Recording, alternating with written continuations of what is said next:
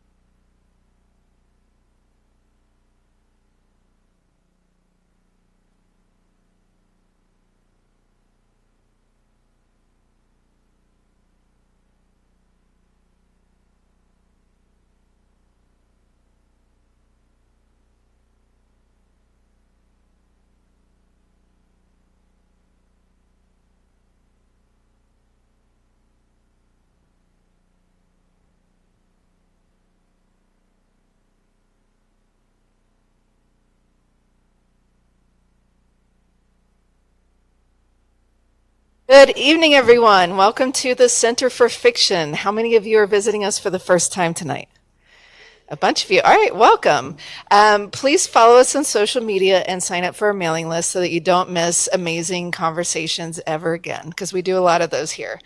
My name is Melanie McNair. I'm the Senior Director of Public Programming here. And if you aren't familiar with what we do at the Center for Fiction, we're the only literary nonprofit that celebrates the creation and enjoyment of fiction. And now you're wondering, like, why are you doing this event? Because we celebrate storytelling in all of its forms. And they all inform each other. And so we're really thrilled to have such an amazing panel tonight. I also want to say a special hello to those of you who are joining us on YouTube. If you're here, we will have an audience Q&A, and when you have a question, you just raise your hand, and one of our interns will bring a microphone to you, and that's so the people who are watching online can hear your question as well. And if you're watching online, you can type your question into the chat at any point. When the conversation is over, those back doors will open and you can go to the bookstore and purchase the books, and then come back in through those back doors and up the center aisle to get your books personalized. All three of our authors were kind enough to pre-sign their books, so if that's good enough for you, you're good to go, but please stick around. And you can buy yourself a drink on the way back in if you're thirsty. It's now my pleasure to introduce you to our partner organization this evening, Theater Communication Group's books co-publisher Kathy Sova.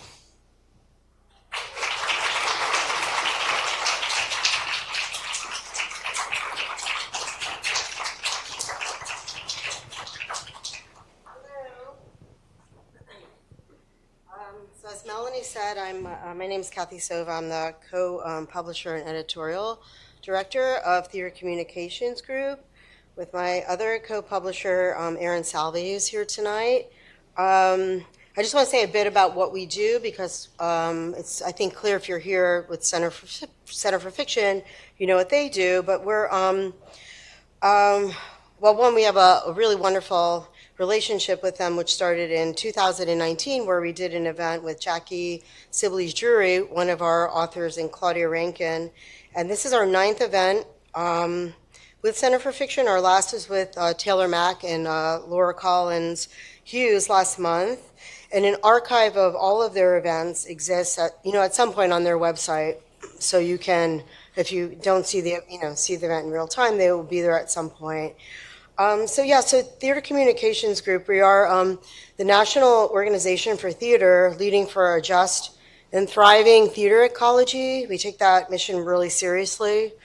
We do a lot of great things for the field, serving 700 member theaters, 7,000 individual members, and we reach more than 1 million students and audience members and theater professionals every year through conferences, advocacy, and we have a strong global presence as the U.S. Center of the International Theater Institute.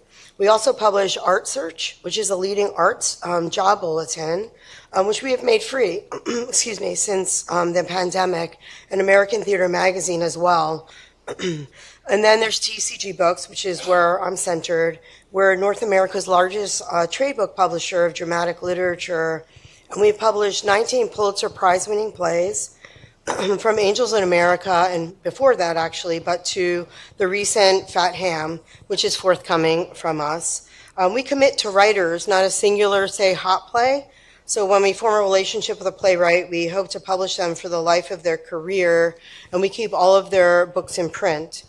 Because of this, one-of-a-kind, very special structure, we have a long-standing relationship to many playwrights in the field. And I've worked with some like Tony Kushner, Susan Laurie Parks, Paula Vogel, Lynn Nottage, and David Henry Huang for 30 years or more. So we continually add new authors to our list, like Brandon Jacobs Jenkins, Andy Baker, Chiara Allegria Hudis, Jeremy O'Harris, Lauren Yee, Will Arbery, Michael R. Jackson. These are all, examples of the people we continue to, bring into our publishing program and work with. And it's really an honor that they trust us with their work. It's a, very serious relationship, we find. So that brings me to tonight's featured playwright, Will Arbery, who I think is, an exceptional playwright with an ear all his own. He writes the most, to me, unbelievably truthful people under very particular and microscopic lenses, whether it be religious conservatives gathering for an intimate celebration, as in Heroes of the Fourth Turning, or a trio of friends and their families living under a weighted and prophetic newspaper headline, Evanston Salt Cost Climbing, which within it implies, the demise of a species and the end of the environment as we know it. A need to reconfigure who we are and how and if we want to survive with or without those we love. We are very lucky also to be publishing Evanston with a beautiful family story, Corsicana, later this year, which will be our second book for Will. So again, it's like the commitment to a writer. We have the first book, Heroes, and then the second book is coming up. Helen Shaw in the New York Times said about Heroes, it's hard to talk about Arbery's play in a way because there is so much talking in it. And the voices aren't ones we hear often. Arbery's plays are important explorations of language. He's showing us how language, even at its most beautiful, can destabilize a mind, a backyard, the world. And also in the Times, they called the play astonishing. The Wall Street Journal called it flawless.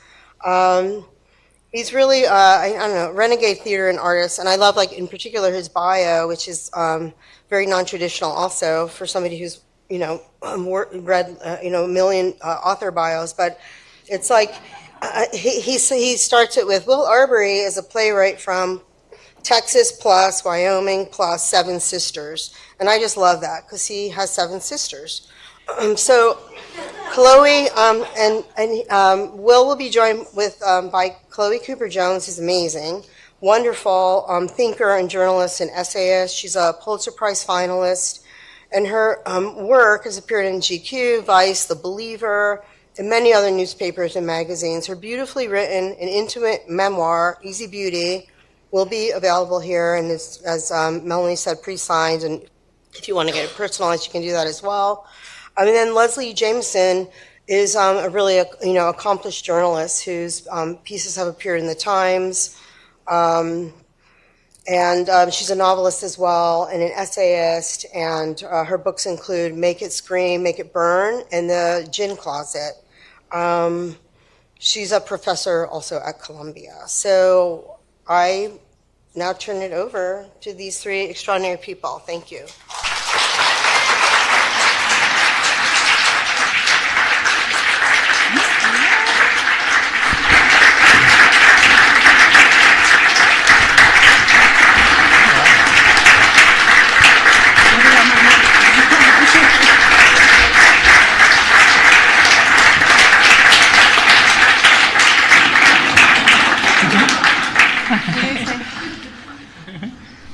I'm so glad you're capturing this beautiful crowd, Chloe. Here to celebrate these 2 remarkable works of art.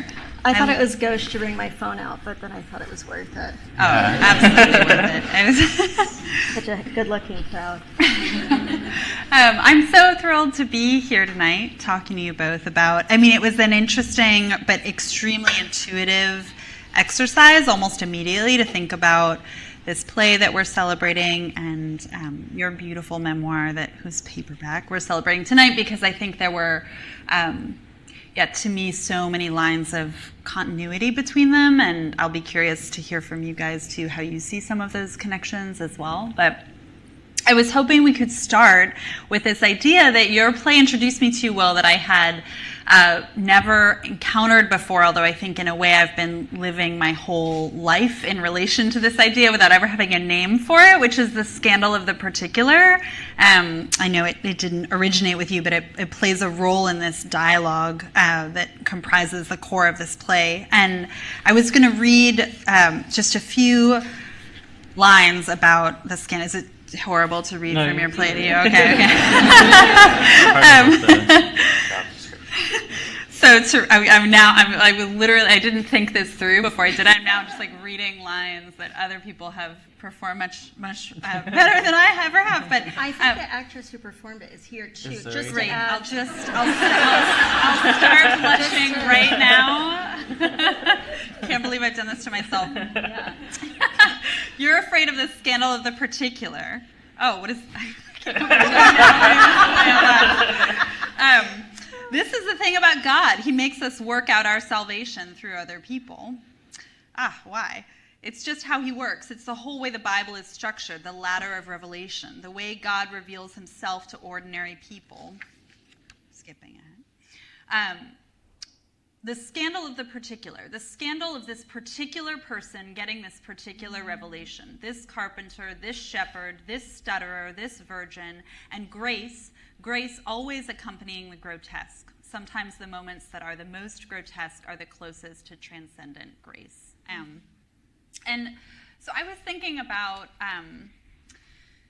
what particularity brings to art, what the imagining of a particular conversation in a particular backyard between the four kind of particular and both frictional and affectionate personalities of four college friends coming back together, what the particulars of the many encounters that you stage and document in your memoir, whether it's a particular encounter with a Bernini or a particular encounter at a Sundance party or a particular Beyonce concert in Milan.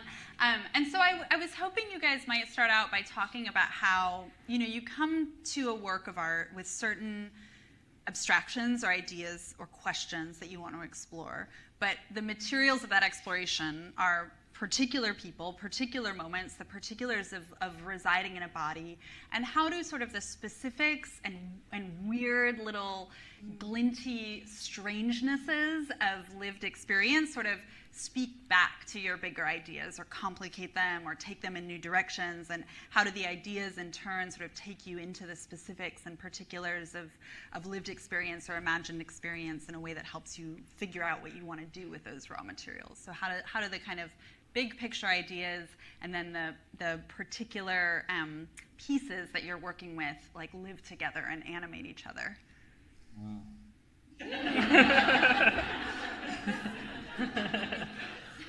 I've embarrassed myself by reciting your play on stage to pave the way for us all. That's a doozy of it. It's a lot of, yeah. Oh, wow. You got this well. I do? Let's see. I don't know. I mean, I think that,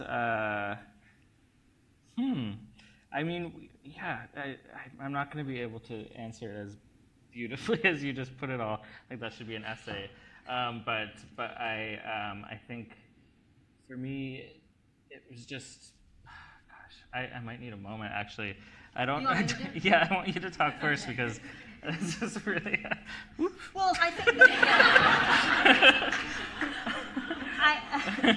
I think that there's so much in that question that I really relate to. I think part of the reason why I feel so connected to your work is, and I wrote about this and we've talked about this so much, is that you're never writing about ideas of people. You're never writing people as an embodiment of a thesis, which is something we were talking about earlier.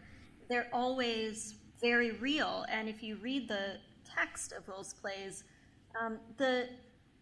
the ways in which a person pauses, the ways in which a person might repeat bits of language, the inside jokes between people, the ways in which somebody might have moments of very intense, Leslie just read this beautiful piece of writing that's very polished, but they're also right before it is characters going like boopity boop, like, and like, and all of those moments that are very real when you're close to some of the intimacies of language and the ways that the intimacies of language can't be approximated. They have to feel singular and real, and so your characters feel so full to me. So I think that's something I really respond to in your work, and I'm trying to throw you, but that's a good place for you to. Yes. But then. That's helpful. But, so smart, Jesus. But then here's another thing. In my book, I wrote about this idea. It's not my idea. It's Elaine Scarry's idea about the dangers of either over-crediting or under-crediting beauty. And so she says there's all these times in which we experience something that's, experience an object, and we either tend to over-credit its beauty, assign it a lot of beauty that then once we are more familiar with the object or spend more time with the object, that over-crediting can appear to us as sort of a mistake or folly or a bit of over-romanticizing. But then she says the less generous thing is under-crediting beauty and imagining that something isn't beautiful or not seeing the beauty in an object. And she says that's a bigger mistake because it's a failure of generosity. She has this incredible example of this moment, which I think really relates to particularity and singularity, where she says, my whole life I thought palm trees were really ugly. And I thought they were just horrid things. I never understood why anybody liked palm trees. And then she says one night she's at a hotel and she's looking up at a palm tree, and the moonlight is sort of slivering its way through the palm fronds. But then also she sees an owl that has its leaves, an owl asleep upside down with his wings interwoven with the leaves. And she has this incredible moment of going, oh my, like palm trees are beautiful. And the problem was that I was thinking about them in composite. I was thinking about the idea or the composite of palm trees. I was thinking about inflatable palm trees or palm trees in movies. And what I needed to really have this breakthrough about the beauty of palm trees was this one. Like, not the idea, but this one. And it's not just that palm tree, it's that moment. So it's everything that's happened in her life, every experience that's led her to the moment, the way she feels, the emotional state she's in, the feeling of openness and vulnerability, the moment of looking at this owl that's sleeping there, and it's the thisness, the particularity, the singularity, that if you can appreciate that, unlocks beauty that had previously always been lost to her. And so for me, when I'm thinking about particularity or singularity or any of these things, that to me they are tools to unlocking beauty that otherwise would be hidden to us, or I think in both of our works, like the humanity of people that could be lost to us if we weren't allowed to come so close to them. And obviously in Heroes, we're coming so close to people that would probably be easy for a lot of people in this room to not recognize, myself included, like to not fully recognize their humanity. And by bringing us so profoundly close to them in language and in the way you unwrap their character and the thisness of them, it gifts us like a wider stance on humanity, which in my opinion is one of the greatest gifts art can give us. Your turn. Man.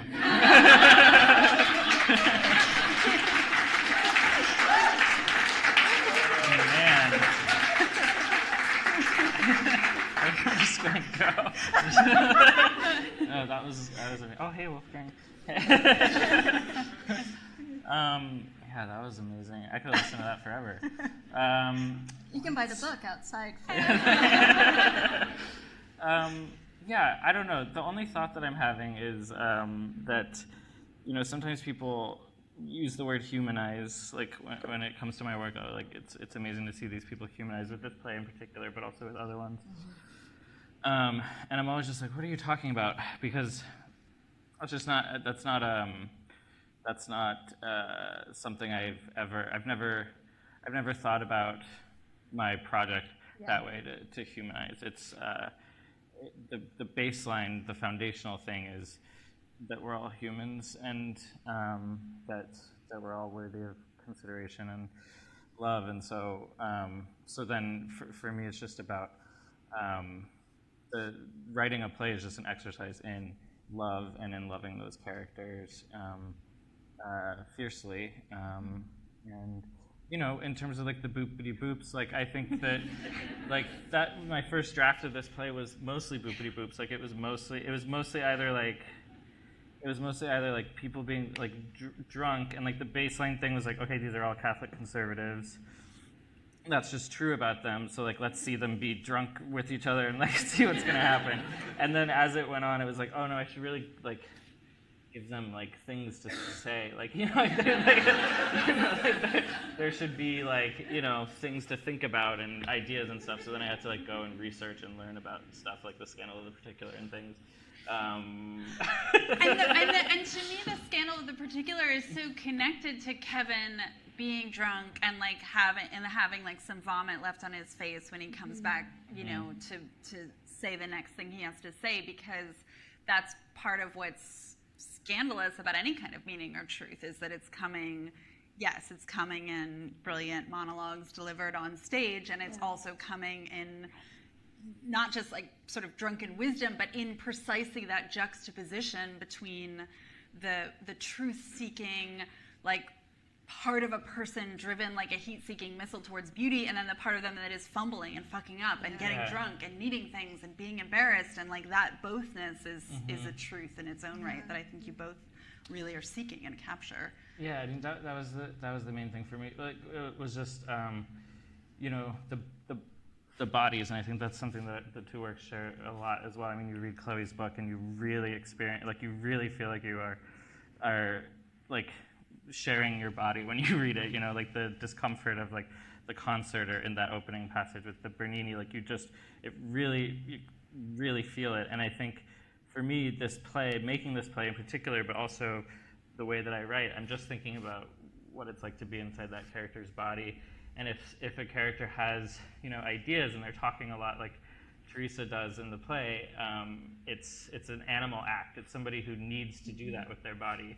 And I'm tracking what that does to her body, as opposed to like, I mean, obviously there has to be some sort of like coherence to it as well, but that's just, as a theater maker, that's much more what I'm doing. Yeah. I just have to say, one of my favorite moments in the play is Kevin being sort of, or Teresa sort of saying to Kevin that he's scared of the Scandal of the Particular, and this possibility that God would love such a singular, real human. And then he says, I just am sad you don't want to know all my particulars. Like, why can I not get that same sort of love or devotion in that way? And it's just such a painful and beautiful moment. Yeah, I love that. And I wonder, like, in thinking about I love that moment too, where the sort of intelligence and conceptual interest of what Teresa is saying is also like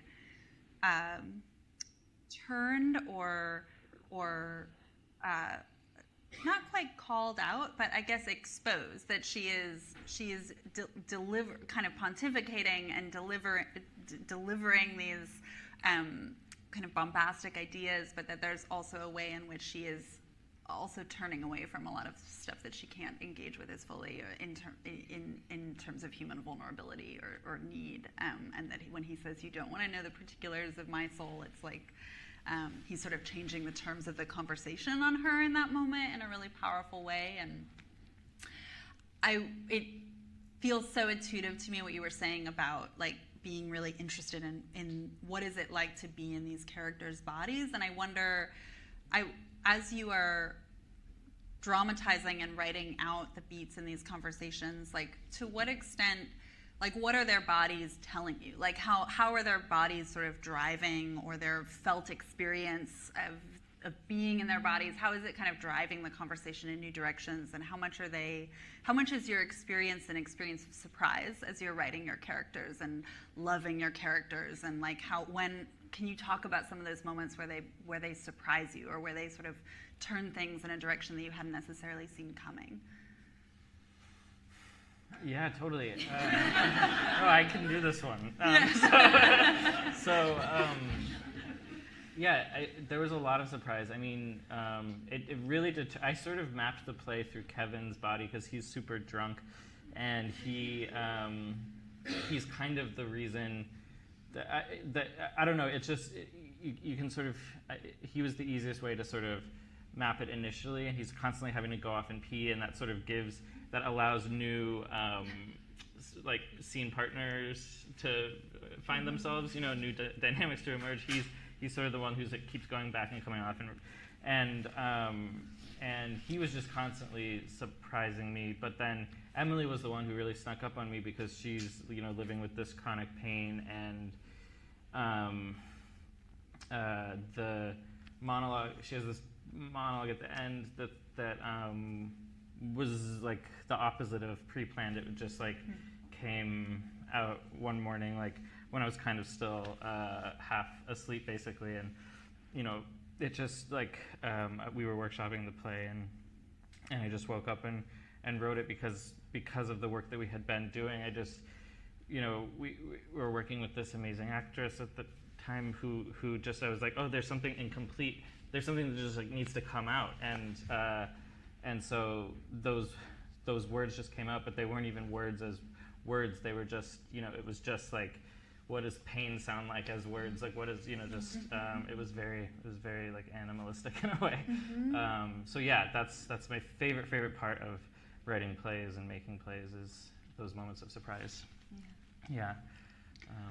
Well, in that monologue too, it's like born of pain, but it also feels, at least to me, sort of born of love, because she's also extending herself towards like a woman whose experience she's remembering. And when you were talking about loving your characters and sort of writing their voices through that love and witnessing, there's a way in which her channeling of another experience holds some of that love in that moment too.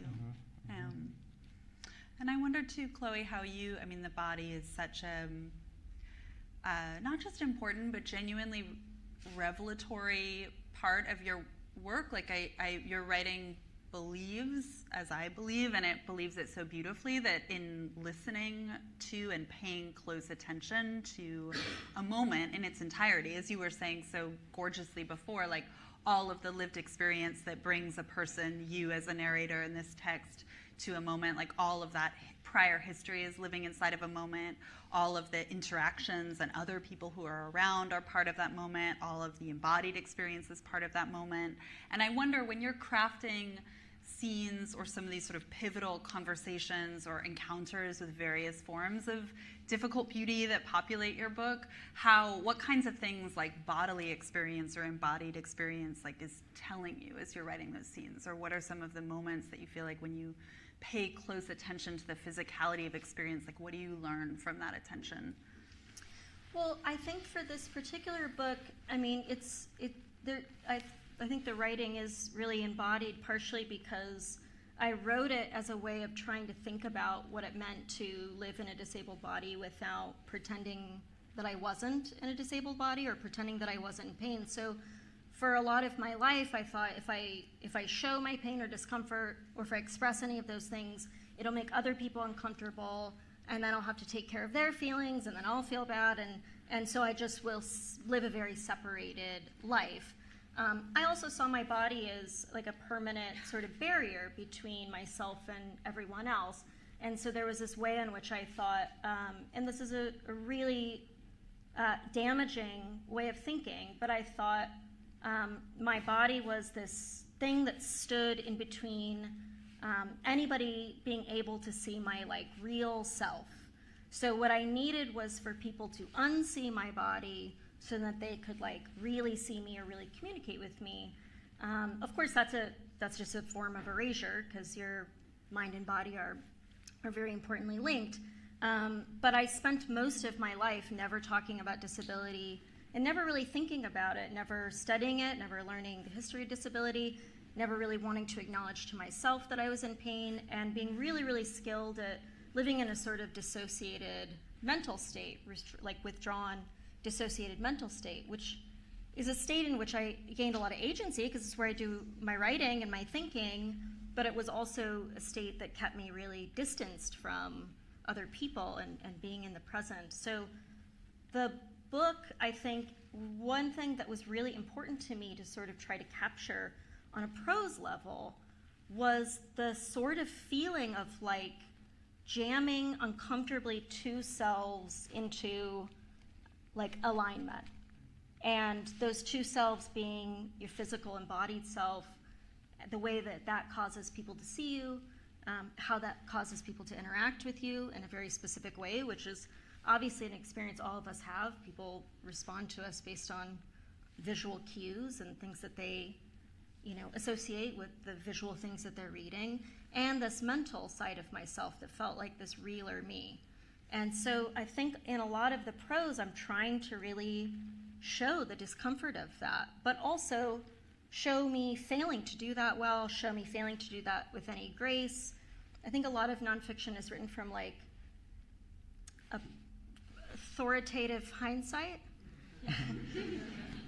And I didn't want to do that. I also am not very trustworthy in this book. That was something somebody was like, the only rule of memoir is they have to trust the narrator to tell them the truth. And I was like, but what if? What if I'm constantly telling you the wrong thing, getting it wrong? So there's a lot of like interruptions. There's a lot of people correcting me. There's a lot of me thinking that things are going one way or going another. And that's just because I think that's just really what it felt like for me to try to bring some sort of alignment between my perceived self and the self that I identified. I think that's just a very physical process, and I wanted to make sure that was on the page. Mm-hmm.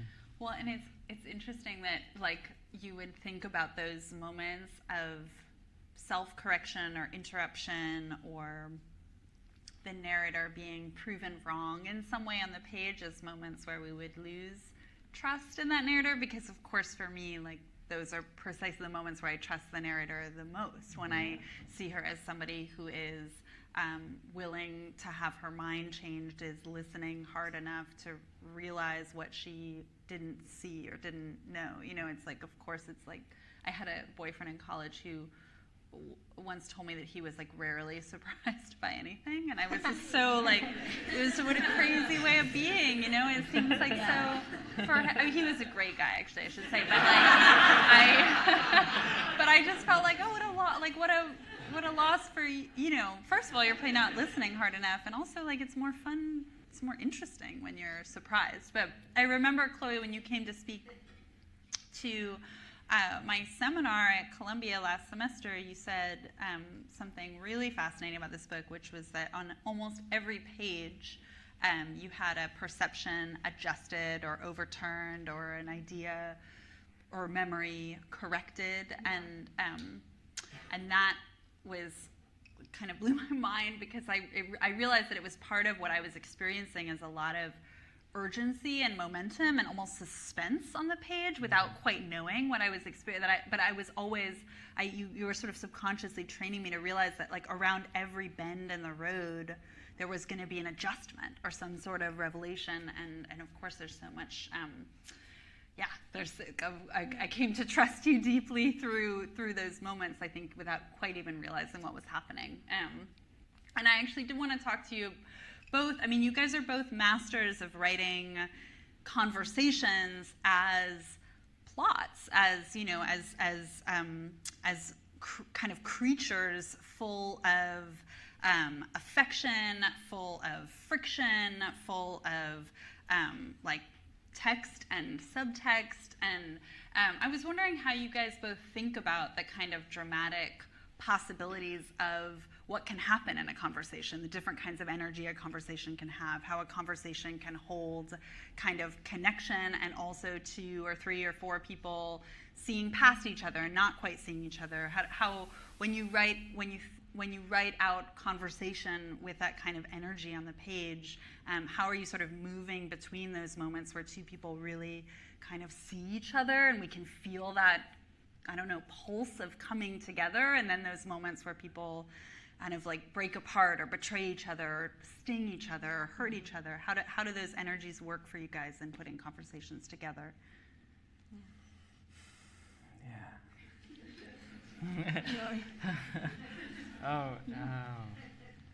Yeah, I mean, I do think that is something that our work shares. Like, I think in my plays, this isn't necessarily a conscious thing, but it is often about people sort of trying to be seen, by the people that they're with, and the ways that we either like can or can't more often than not can't like go down into that feeling with people. Like we can't, for whatever reasons, we have walls up. We have our own preoccupations. It's scary to really be with somebody else. And it's one of my obsessions, and just constantly working through it in my life and my writing. Yeah. But I think Chloe's like, I'm thinking about the neutral room in your book, and just how like that's part of the suspense of reading that book is like, oh, is this person gonna actually fucking be present with Chloe?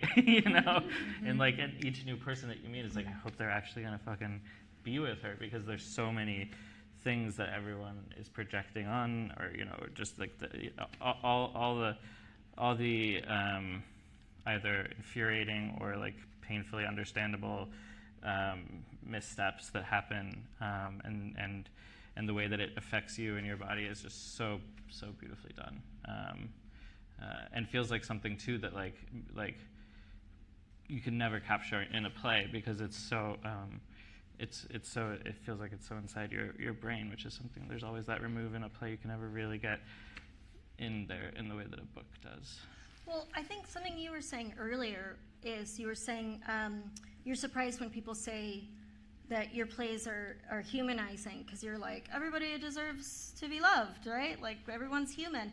But I think the actual work, I think one project that our work shares is actually looking very specifically at what the barriers to that feeling actually is, right? So it's one thing to say like, we should all love each other, but we don't, and we can't. And there are all these very specific and incredibly intricate reasons why that is so hard to do. And I think that's so much of what my book is trying to look at, is what are all the barriers to feeling seen and being really embraced. And I think what's very important about the book is that most of those barriers are coming from me. And so the exploration of those barriers is external and internal. Mm-hmm. And I think for every single person in this room, we all are constantly grappling with the experience of being seen, being perceived very quickly, because we live in a world in which we have to do that in order, our brains make meaning very, very quickly on extremely limited amounts of information. So we're constantly taking some sort of sensory stimuli, input, and making really quick categorizations. And that's how we don't constantly, collapse every day. So we have to do that. And that is just a baseline human need. The problem is that when we do that, that absolutely necessary thing is also constantly dehumanizing and reducing other people. And so we're always living in this moment of that categorization or that external response in some way feeling at friction or at odds with the complex internal sense of who we are. And we're also always doing that, and we're also always wrong, right? Like we're always finding out how wrong we are about the things that we're projecting onto other people, or the ways that we're making assumptions about how people will treat us. So what you were referencing is throughout, so that was really I wanted that feeling of that friction between the exterior input that we can all make judgments about, and the unknowable interiority of a person, and how those things play together is the sort of endless mystery of our lives, and also the source of so much pain. And I thought the only thing that I can do to sort of assuage that pain, or if there's any sort of moral in the book or advice in the book, which there's not, but if there's any, but if there is anything that came close to that, it would be to try to constantly make friends with being wrong, and to constantly recognize that you're always getting it wrong. Your perception is always changing. So on every single page of the book, throughout the whole book, there are really small examples of that, or really big, obvious examples of that, of just, the light coming into a train and changing the way that I can see the people on the train with me, or in bigger sort of sections, the ways in which the narratives that I've told myself over and over and over again get rewritten or corrected by my mother specifically. And And I think that that's just the way I was trying to make, as tangible as possible in the text, what I think just sort of the literal definition of growth is, which is revisiting and revising and perceiving differently narratives about ourselves and about our stories and about the world and about other people. And so I wanted the book to just feel like a person, namely me, but also you if you read it, in a constant state of perceptual shift. And that hopefully feels like by the end of the book, feels like growth. Certainly mine a little bit, but hopefully the people who read it as well. So that was the guiding structure of the book. Every time you said growth there, I guess it was the 2 times you said growth, I kept thinking you were going to say grace, that there was a kind of, like you get visited by something that enlarges or changes the world, not by virtue of changing it, but just by changing something about what you're able to see in it too, which is, Well, I think there's no greater grace than someone who's willing to give that to someone else, which is, I think, the thing that is so moving to me about Will's work is and you were saying this, and it's so true in every single thing that you've read, and I read it all because I wrote about Will, and so Will sent me, I said, send me all the things that are like deep in the bowels of your your MacBook or something, like all the secret plays that you would like never show anyone, and he did, and then he sent me this amazing email that was like, here's a link to this play, and then he'd be like, don't read this, and then he'd be like, here's this other play, don't waste your life, it's not, don't try, and then it'd be another play, and he'd be like, turn back now, just delete this email. But I read them all and then wrote about it in the New York Times, which was great. But the thing that is so, I think something that's so amazing about your work is formalistically, it's so different. You're so adventurous with language. You don't repeat yourself. You're doing all these. But the one thing that holds true across the board is how much you love the people that you are writing about and how much grace you extend to them and how you're able to see them as such profoundly whole people. And it's something that I love about Leslie's work as well. So when we were talking about this event, I thought, like, this is like a dream for me to be with these people, because I think I see such brilliant, compassionate minds, regardless of the subject, because Leslie's work, of course, transcends so many different forms and genres, but the one thing that I think is so consistent is how far you will extend your, I think maybe the simplest word for it is imagination for the lives and the fullness and the wholeness of other people. And that is like, I think it's something we should all be striving for. It makes you really nice friends, too. When you said it's like a dream, you were also saying you did have an anxiety dream about this event. Did. But I think it's better, right? I did. There's like a full room. I did. I had an anxiety dream that nobody came, and then we just hung out. Which would have been great, That's why too. I took the picture, because then it's like, yeah. Well, I'm glad you brought up your profile, because there's actually, I loved this profile very much for many reasons, and there was a particular formulation in it that I had it all screenshotted on my phone because I didn't want to say it wrong, and now I don't have my phone, so I am going to say it wrong. Okay. And you can correct me, and I know that I am wrong, and that brings me a kind of grace and a closeness to God. And but you have this you formulate what you call a coordinate plane where the x-axis is.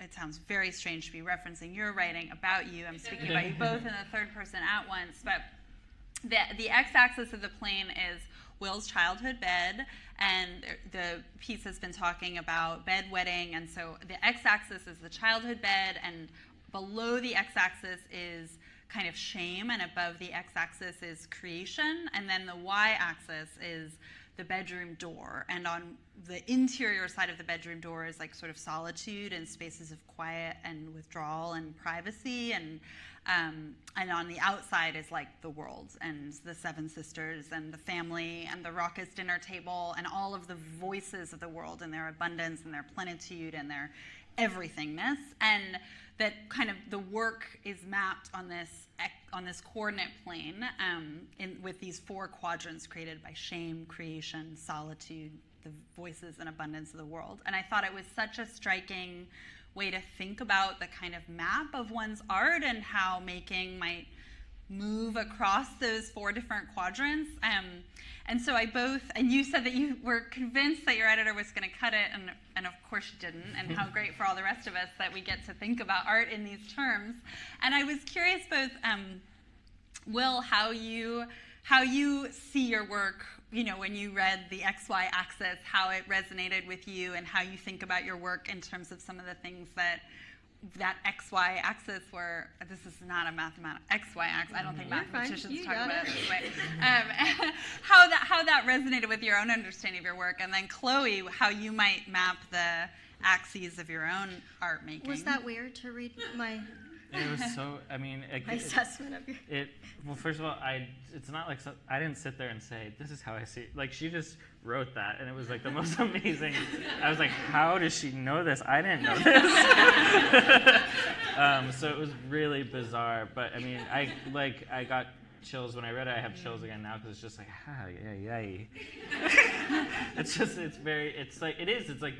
it's the being seen thing that like my characters are always after, and to have that happen to me was weird. Yeah. But good, like really good. It felt really good, because I don't know. It goes beyond language. But I mean, I'd be it's so curious to hear what your X and Y axis would be, because I think you just kind of nailed it. I don't have anything to add. It's like beautifully put. Yeah, I was worried about that in the profile because we didn't talk about that ahead of time. I wasn't like, this is how I see your work. Yeah. I just wrote it because I'd spent all this time with your work. And I think, I spent 4 months immersed in your, plays that you hid in your MacBook and everything, and seeing your plays, and in that immersion, just seeing again and again and again this, I don't know, just this coordinate plane, and I was just so moved by it. But I thought there is this sort of risk in showing it to you and you being like, that's not it. Because did I tell you? I know I told you about the bad wedding because it's quoted extensively. But like, did I tell you about how I would play with the toys, like the broken toys and everything? Well, you just were. The only thing you told me is, so the bed is, there's the shame below.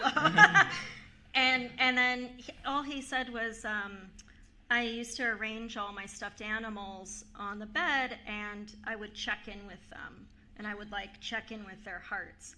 And I was like, that's kind of what writing a play is, right? Yeah. Like writing a play is and you didn't say it, that's what writing, I was like, but that's kind of what it is. And we're writing a novel, or a lot of the work that we do is kind of arranging your people on the bed. But I think that there are writers or art makers who then wind them up and sort of send them, on a collision course or something, or manipulate their behavior. And I think there was something so specific about you saying, like, I would just check in with them about their hearts. And just the fact that even with your stuffed animals as a child, like, your relationship to imaginative play as a kid was to listen. I always felt like this weird, like, should I be making them, like, do more stuff? Like, like, should they be, like, and it's still an anxiety. Like, I'm kind of bad at plot. Like, it's kind of hard for me to be like, oh, then this person will really get that one, But yeah. Yeah. But it's great. It's great. Yeah. So. Yeah. And I don't know, I don't think that I can say my own XY axis. It feels like something that is hard to be self-aware of. I think that in my book, there is a sort of polarity that I'm really interested in, which is, I kind of moved that polarity through my mother and my father. And my father was somebody who, well, what I say is my parents gave me my first idea of what art was supposed to be. They gave me their theories of what art was supposed to be. And my mother was somebody who thought that art was supposed to be extremely, just profoundly woven into everyday life. So she is like a genius with, just dinner every night. It's like she never made the same dinners twice. And we never had much money, so it's like she could just make sort of the most amazing soups, like that always tasted different. She could sew. She would sew like little characters into my clothes. She would paint my dresser. She carved like rabbits in the headboard of my bed and like painted the walls of our house and draws horses obsessively. And it's just like my whole life with her was just surrounded by everyday usable art that was about interacting and seeing beauty in everything. And my father had, his theory of art was that art was about sort of going deep inside yourself and like wrestling with like the singular genius that's within you and like the very specific thing that you have to say or make, and then pull that thing out and make a tangible thing for other people. And he also was a very restless seeker and thought, you always need to leave home and you need to go out and see everything and travel to every country and read everything. And he was just an obsessive seeker. And he really saw art as like moving out of the home and also making something that anybody else could see. And I think that because my father was not as well, he's a dad, so he's sort of a complicated figure in this book. But I think I often felt that what I needed to do was avoid his fate, or see that his way of thinking about art was somehow selfish, or because it led him in a direction that was difficult, and that my mother was somehow better. And so I think a lot of my life has been trying to like excise the part of me that is very much comes from my father. But I think the struggle of the book, and maybe the closest approximation of my XY axis, is actually trying to figure out how those things are not mutually exclusive, but actually can form a sort of unique harmony. And you have a line in your book, in your upcoming book, that it's like the writer that goes and the mother who stays. And that trying to be both of those, the father that goes and the mother that stays, the artist that goes and the artist that stays, and trying to find like a marriage or a peace with those things, rather than trying to see one of them as shameful or selfish or self-indulgent. And I think that's just sort of, that's at least the core struggle, I think, of this book. But what's your XY axis? I have my theories. Oh, God. Well, I was just about to say, I think we're just about at the time No. audience questions, so. Last. No, everybody has to come to my book launch, and then I'll say what my XY axis are. But I do think we have a few minutes for questions from this very full and very attentive and very beautiful, as Chloe said. Very attractive. Yeah. And if you have any questions, you can just raise your hand and we'll come over to you with a microphone.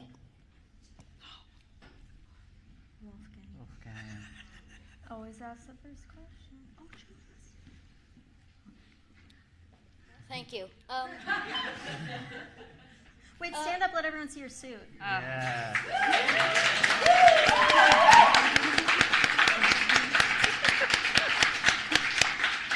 Thank you. But, That's my kid.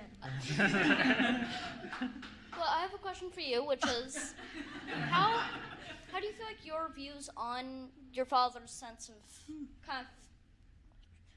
your father's concept of beauty, how do you think they've changed? How do you think have you accepted, you probably just explained this. No, that's a good question. No, really I good think question. it's just, making peace with it. Yeah, I think trying to make peace with it.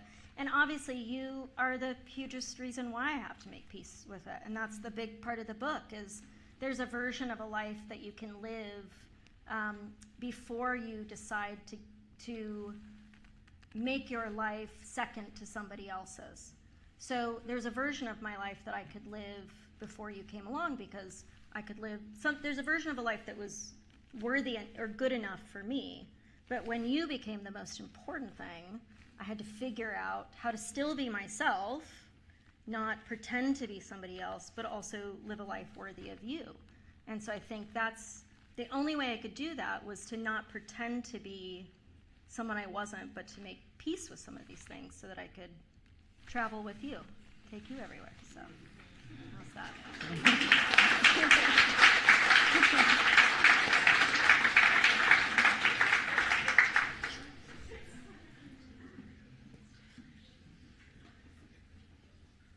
Hi.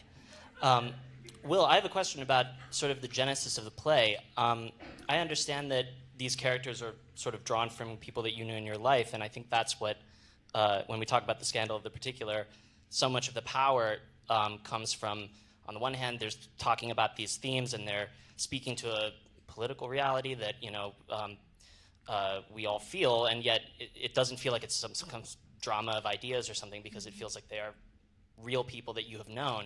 So I'm curious, did you come at it from, I know these people and I love them and I want to do them justice on stage in some way, or did you think sort of like, New York theatergoers, if they want to understand Trump, I've got the play for them, or was it, were you aware of the resonances as you crafted it, or did it come really straight from personal experience?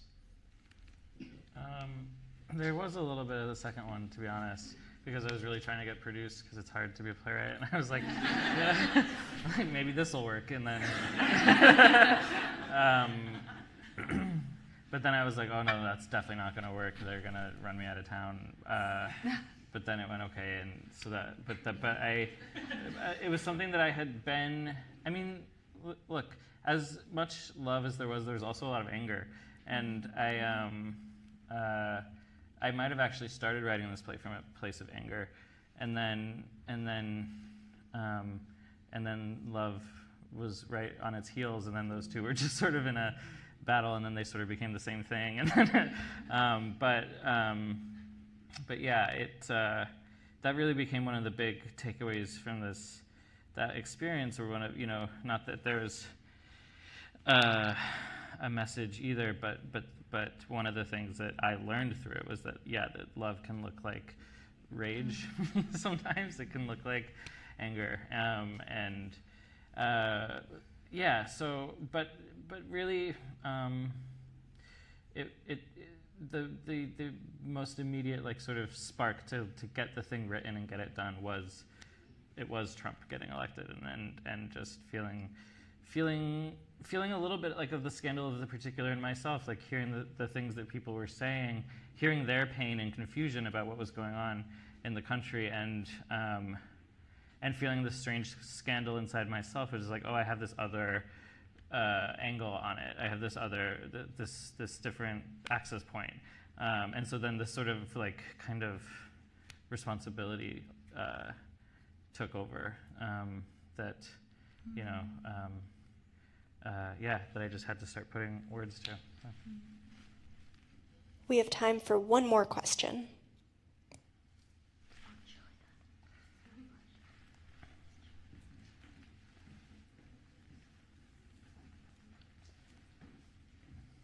Hi. You briefly mentioned it, but it's a little bit, this is like a 1980s question.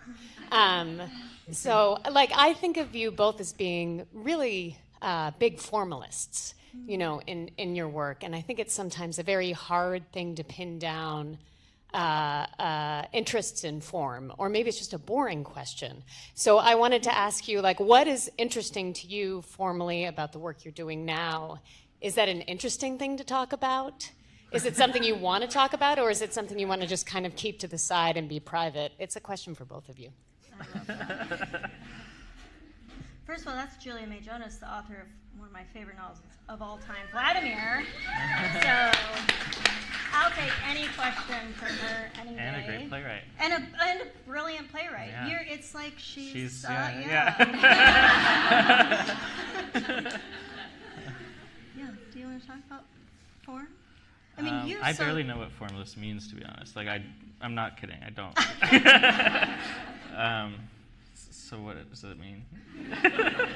Well, I mean, I think I said this. I actually just said this earlier about your work. Like, something that I think is so incredible is that each play invents its own universe in a way.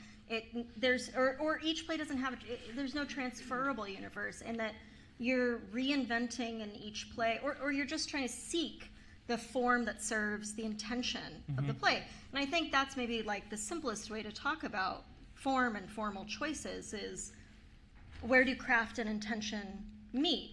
So, I mean, there's a lot of ways to write memoir, and one way is you can just write what happened to you. But that was not interesting to me at all, because it's very important to me that this book that I wrote doesn't feel like it's actually even about me, that it's about an insight that I have into the world that's informed maybe by my personal experiences, but is about being alive, being a human, being, having this sort of tension between your interiority and exteriority. Because I think if you make any sort of work, it should have a point, and it should be for other people if you're going to publish it, And so for me, when I think, just the simplest way of thinking about form is like, what's my point? What's the point of this? What's the point that I'm trying, what's the thing I have to say that I want people to get? And then how can every sort of aesthetic choice that I make serve that point, right? So from what I was talking about with like completely lacing the whole text with perceptual shifts or perceptual ruptures, that all serves a really specific point of the book. There's a thing in the book called the neutral room, which is a place where I dissociate and go into my mind, and I count to 8. And when I talk about it for the first time in the book at length and I explain it, all the sentences after that explanation have 8 syllables in it. And that's just because I wanted everybody who's reading it to have to do their own 8 count in their mind. I think my favorite sentence in the book is at the end of the book, where I'm talking about Tuesday night, the sort of like Tuesday night dinners you make with your family, like emergency meals, that kind of thing. But at this point in the book, I'm trying to see beauty in domesticity, beauty in being home, beauty in being with my family, beauty in a Tuesday night emergency dinner. And so I worked so hard to come up with this dumb sentence. It was my favorite sentence in the whole book. But the sentence is just like, talking about what we're going to have for dinner, and then I say, frozen gyozas again. And that's my favorite sentence, because I like the recursive. Thank you. I don't know who's clapping, but I appreciate that. I like the recursive sounds in it, but it's not, that sentence is not written that way to just be pretty for the sake of being pretty, but to serve a very specific point, which is sort of figuring out how to interlace domesticity with beauty. And I think that's, I feel like I'm answering Julia's question in a much wider way or less specific way than she means it, but I think at the baseline, that's really what, for me, form has to answer the question of what's my point, and then how does every single choice that I make, even the number of chapters of the book it's a quest, and so it follows the hero's journey, and there's 12 steps, and there's 12 chapters in my book. They're meant, every sort of threshold in a standard quest structure is met in my book. Every mentor sort of that, but the mentors in my book are Beyonce and that's it. So, so how do you think? I feel like that you're. What? I don't know. I feel. I'm like learning a lot. But you're super committed to that too. I think maybe. Do you feel like it's just more organic or something? I think it's super intuitive. Like I do get formal ideas once I'm really in it, once I really know who the characters are. A lot of my formal ideas take place in revision. Once I sort of see what sort of natural pattern has emerged, and it's always one that's unique to those people in the way that they talk to each other. And so, like with Corsicana, it was like I realized, form just becomes a way to edit for me. It's like, I think this is what's happening. So then that helps me decide what to get rid of. Yeah. And with Corsicana, it was like, I think this is a circle of gift giving. And I think everyone gives each other a gift, and it's this sort of transference of energy. And so it became a map, but that was only after working on it for a long time. So yeah. That's it. Let's have a party. Let's go have drinks.